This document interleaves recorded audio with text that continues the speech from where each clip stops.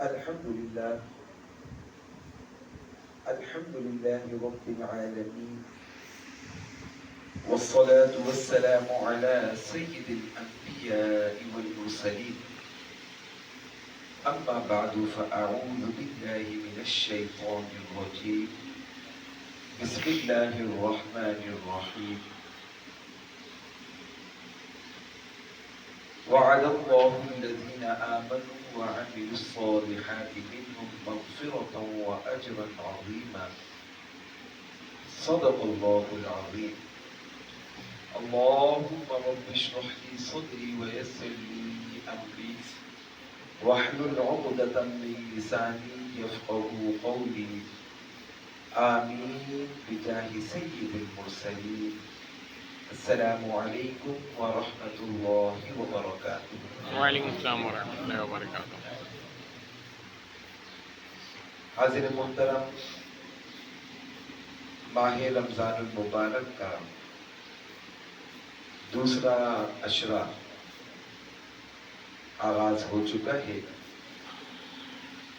اسی مناسبت سے مغفرت کے حوالے سے چند بنیادی باتیں آپ کی خدمت میں، مغفرت کا مفہوم اور قرآن مجید فرقان حمید کی روشنی میں چند وہ اعمال کے جن پر اللہ رب العزت نے بخشش و مغفرت کا وعدہ فرمایا ہے۔ یہ اللہ رب العزت کا کرم و احسان ہے کہ اس نے ہمیں ماہ رمضان المبارک جیسا مہینہ عطا فرمایا کہ جس میں اللہ رب العزت کی رحمت اور اللہ رب العزت کے فضل و کرم کی چھما چھم بارش برس رہی ہے۔ یقیناً خوش بخت ہیں وہ لوگ جو ماہ رمضان المبارک کی قدر کرتے ہیں، اس کے ایک ایک لمحے کو غنیمت جان کر اللہ رب العزت کو راضی کرنے والے کام کرتے ہیں۔ اور یقیناً بدبختی ہے ان لوگوں کے لیے کہ جو اس کی ناقدری کرتے ہیں اور ناقدری کرتے ہوئے اسے ضائع کر دیتے ہیں۔ نبی کریم صلی اللہ علیہ وآلہ وسلم نے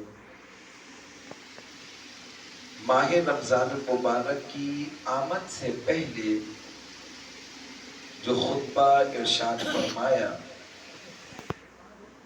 اس میں نبی کریم صلی اللہ علیہ وآلہ وسلم نے اس مہینے کے درمیانی حصے کو مغفرت قرار دیا۔ سبحان اللہ۔ اسی لیے آپ دیکھتے ہیں اسی حدیث مبارکہ کی روشنی میں رمضان مبارک کے پہلے عشرے کو عشرہ رحمت، دوسرے عشرے کو عشرہ مغفرت اور تیسرے عشرے کو عشرہ نجات جو ہے کہا جاتا ہے، اسی خطبے کی روشنی میں۔ تو الحمدللہ عشرہ مغفرت کا آغاز ہو چکا ہے، اور یوں تو اس مہینے کے صبح و شام اور ایک ایک لمحے میں، بلکہ جس لمحے بھی بندہ مومن کو یہ خیال آ جائے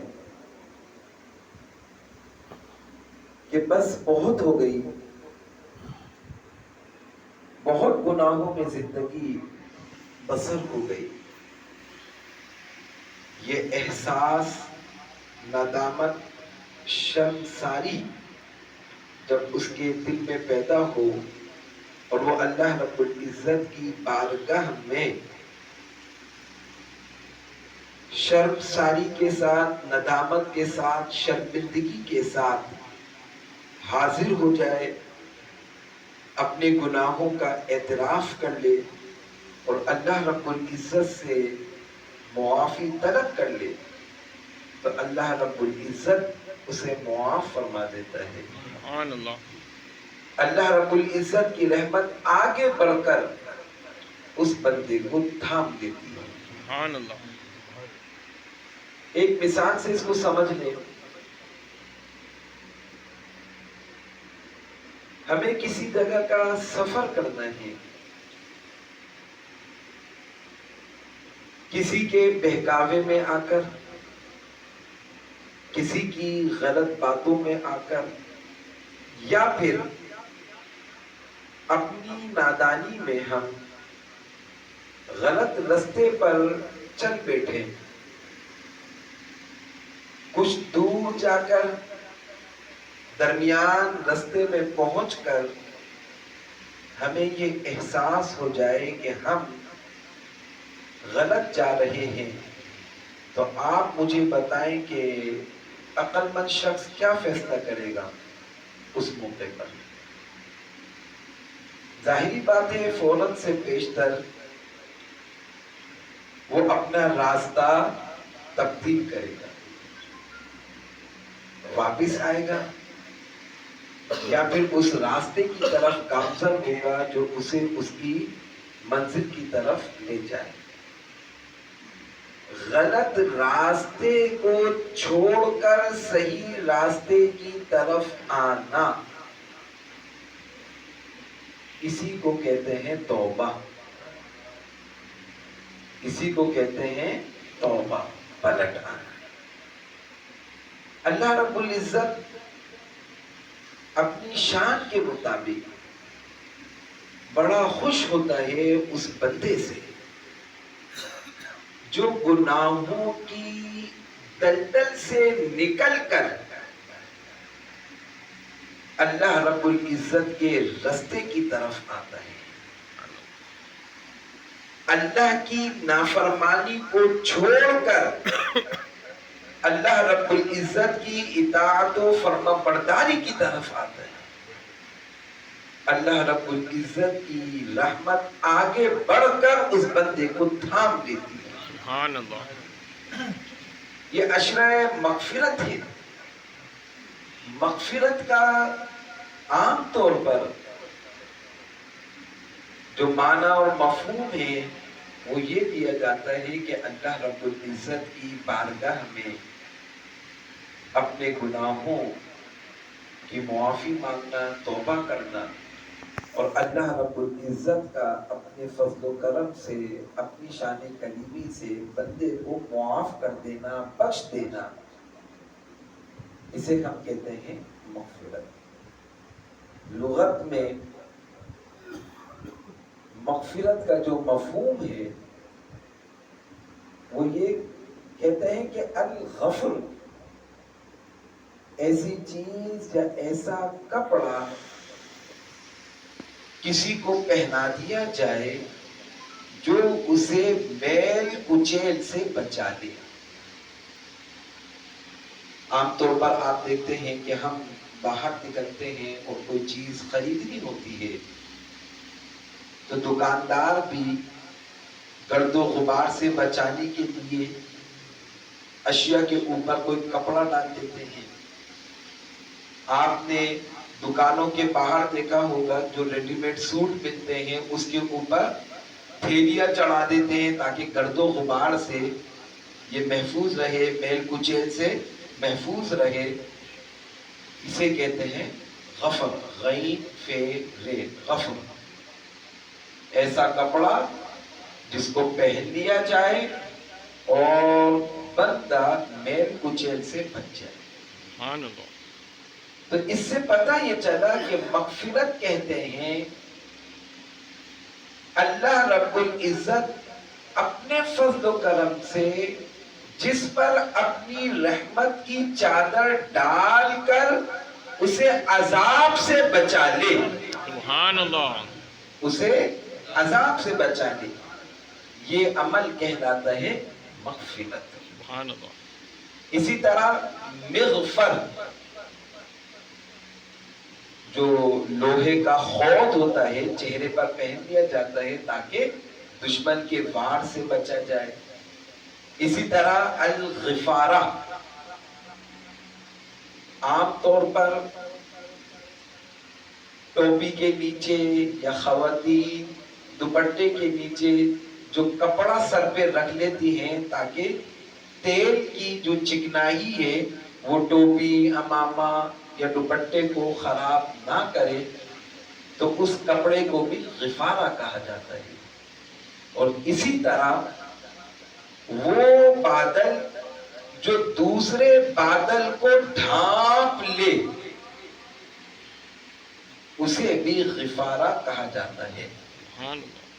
تو ان تمام تر لغوی معنی کے اعتبار سے مغفرت کا جو تصور ہمارے ذہن میں آیا وہ یہ ہے کہ مغفرت دراصل اللہ رب العزت کی وہ چادر رحمت ہے جو اللہ رب العزت اپنے بندے پر ڈال دیتا ہے اور اسے عذاب سے محفوظ فرما دے. سبحان اللہ. تو اسے کہتے ہیں مغفرت.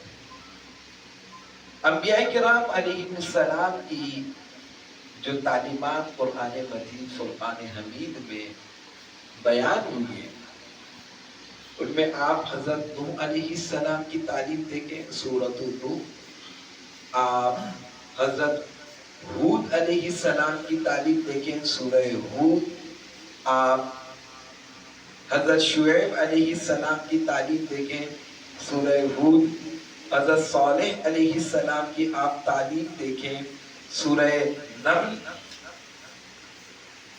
یہ چند ایک حوالے آپ کی خدمت میں پیش کیے کہ ان انبیاء کرام علیہ السلام نے اپنی امتوں کو جو تعلیم دی ہے ان میں ایک تعلیم یہ بھی ہے کہ اللہ رب العزت کی بارگاہ میں توبہ اور استغفار کرو. وَاسْتَغْفِرُوا رَبَّكُمْ، اللہ رب العزت سے اپنے گناہوں کی مغفرت طلب کرو. فَقُلْتُ اسْتَغْفِرُوا رَبَّكُمْ، اللہ رب العزت کی بارگاہ میں توبہ اور استغفار کرو. خود نبی کریم صلی اللہ علیہ وآلہ وسلم نے اپنی امت کی تعلیم کے لیے جو عمل کتب احادیث میں آقا کا ہمیں ملتا ہے وہ یہ کہ کریم آقا صلی اللہ علیہ وآلہ وسلم ایک ایک مجلس میں 70 سے زیادہ توبہ اور استغفار کا اہتمام فرماتے ہیں. یہ امت کی تعلیم کے لیے نبی کریم صلی اللہ علیہ وآلہ وسلم کا عمل مبارک ہمارے سامنے ہے. تو ہمیں اللہ رب العزت کی بارگاہ میں توبہ اور استغفار کی کثرت کرنا. استغفار کہتے ہیں بخشش و مغفرت طلب کرنے کو، اللہ رب العزت سے معافی مانگنے کو کہتے ہیں استغفار. جس خطبے کا ذکر میں نے ابتداءً کیا، بعض روایات میں اس خطبے کے آخر میں کریم آقا صلی اللہ علیہ وآلہ وسلم کے یہ الفاظ مبارک بھی ملتے ہیں کہ کریم آقا صلی اللہ علیہ وآلہ وسلم نے ماہ رمضان میں 4 چیزوں کی کثرت کا حکم دیا. جہاں ہم ماہ رمضان میں بہت سی نیکیاں کر رہے ہوتے ہیں، ماہ رمضان آپ یہ سمجھ لیں کہ یہ عبادت کا دروازہ ہے، یہ عبادت کا دروازہ.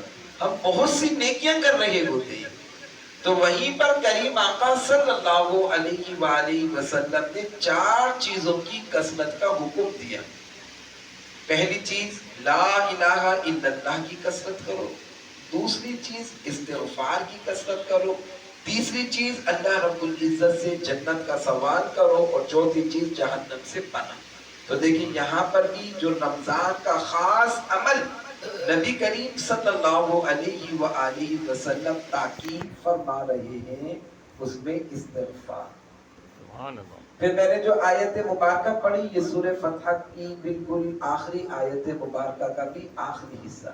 جس میں اللہ رب العزت نے صاحبان ایمان سے مغفرت اور اجر عظیم کا وعدہ فرمایا. تو دو چیزوں کا ذکر ہے, ایمان اور عمل صالح.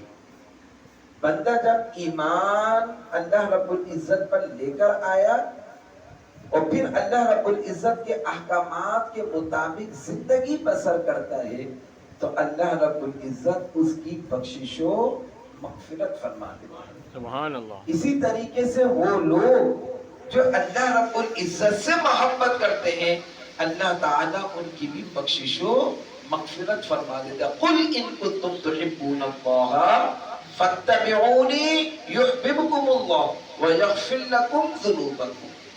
اتباع رسول صلی اللہ علیہ وآلہ وسلم اور اللہ رب العزت سے محبت تو اللہ رب العزت اس بندے کی بخشش و مغفرت فرما دیتا ہے. اسی طریقے سے جو تقوی کو اپنا شعار بنا لیتے ہیں تو اللہ تعالیٰ اسے بھی 3 انعام عطا فرماتا ہے.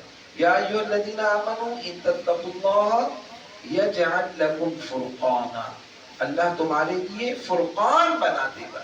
فرقان کہتے ہیں صحیح اور غلط میں فرق کرنے کی صلاحیت اللہ رب العزت تمہیں عطا فرما دے گا.